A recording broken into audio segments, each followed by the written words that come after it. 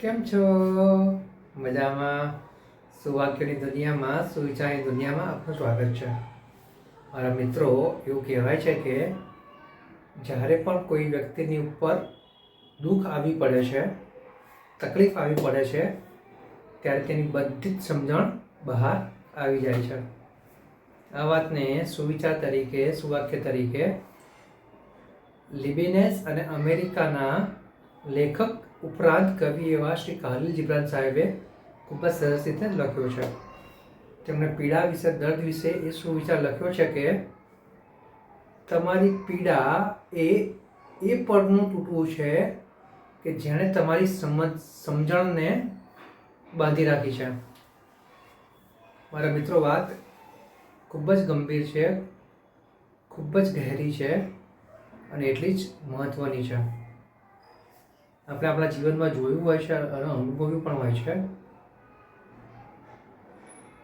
કે વ્યક્તિની ઉપર જ્યારે વીતે છે ત્યારે જ તેને ખબર પડે છે.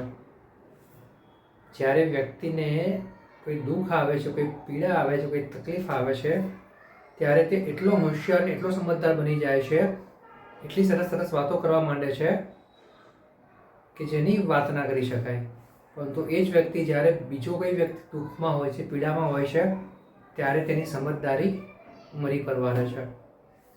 તો મારા મિત્રો, અહીંયા જે વાત છે એ એવી છે કે આપણે આજથી જ આપણું જીવન એવું બનાવવું જોઈએ કે કોઈ વ્યક્તિ દુઃખમાં હોય, તકલીફમાં હોય, તો આપણે આપણી સમજદારીનો ઉપયોગ કરીને તેને શક્ય તેટલી મદદ કરીને તેને આ દુઃખમાંથી, પીડામાંથી બહાર લાવવાનો પ્રયાસ કરવો જોઈએ. ઘણી વખત આપણે અજાણતા પણ લોકોને દુઃખ આપી દેતા હોઈએ છીએ. ઘણીવાર આપણે ઘણું બધું એવું સાંભળતા હોઈએ છીએ જેની આપણે ખરાઈને ચોકસાઈ કર્યા વગર એ જ વાતોને આપણે આગળ વહેતી રાખીએ છીએ. અને આવી જ રીતે જે વાતનો કોઈ પાયો નથી હોતો, જેની કોઈ ચોકસાઈ ખરાઈ નથી હોતી, એ વાત આગળ વધવા લાગે છે. અને જે વ્યક્તિ માટેની તે વાત હોય છે તે વ્યક્તિને એક દિવસ ચોક્કસ જ પીડા કરે છે. માટે મારા મિત્રો, જ્યારે આવું કંઈ થતું હોય ત્યારે આપણે એક ફરજ બને છે કે આવું કંઈ અધકચરું સાંભળેલું કે જેનું કોઈ ચોકસાઈ નથી, જેની કોઈ ખરાઈ નથી, તે વાતની આપણે ત્યાં જ અટકાવી દેવી જોઈએ.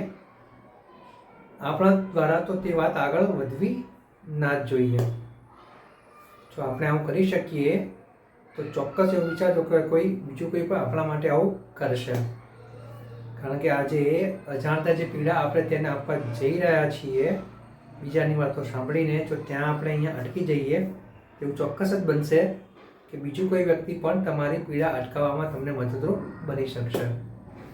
બસ મારા મિત્રો, આ જે પીડાનું જે સમજણ છે તે આપણે આપણા જીવનમાં, આપણા દિલમાં, આપણા મગજમાં ઉતારીને આપણે આગળ વધવાનું છે.